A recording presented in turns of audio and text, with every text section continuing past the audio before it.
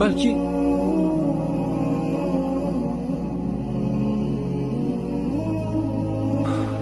bu baribir noto'g'ri qaror. Bu bizning qarorimiz emas. Bu odamlarning qarori. Ularni bu yo'ldan qaytarishimiz kerak. Endi juda kech. Bormizmi, yo'qmizmi? Endi ularga baribir. Ularning hayotiga begonamiz. Muammo bizlarda emas, odamlarda. Muammo odamlarning boshlarida. U yerda esa biz uchun joy yo'q. Bo'ldi endi. O'zingni qiynama. Lekin meni hali hech kim o'qigani yo'q. Bunaqalar oramizda millionlar. Baribir urinib ko'rish kerak. To'xta, shoshma. Keyin kech bo'ladi. Iltimos, o'tkazmang. Marhamat. Kelingsa. Biz ham kiraylik. Xo'sh.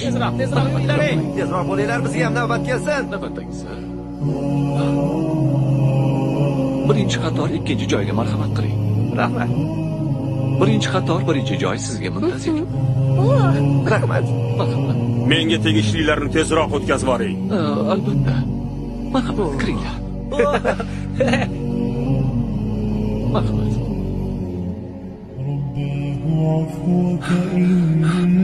To'xtang, sizga kirish mumkin emas. Nega endi kirish mumkin emas? Negaki siz ro'yxatda yo'qsiz. Odam o'zini uyiga ham ro'yxat bilan kiradimi? Tushunmadim. Bu meni uyim.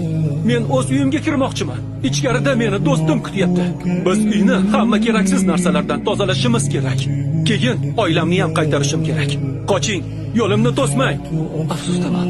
Endi siz ham, oilangiz ham ichkariga kira olmaysiz. Bekorlarni aytibsiz. Do'stim ichkarida. Men va oilam ham albatta uning yonida bo'lamiz. To'xtang, nima qilyapsiz? Uni do'stini oldiga kuzatib qo'yinglar. Qani yo'qolinglar. Mana seni do'sting. Seni ogohlantirgandim. Sen kimsan?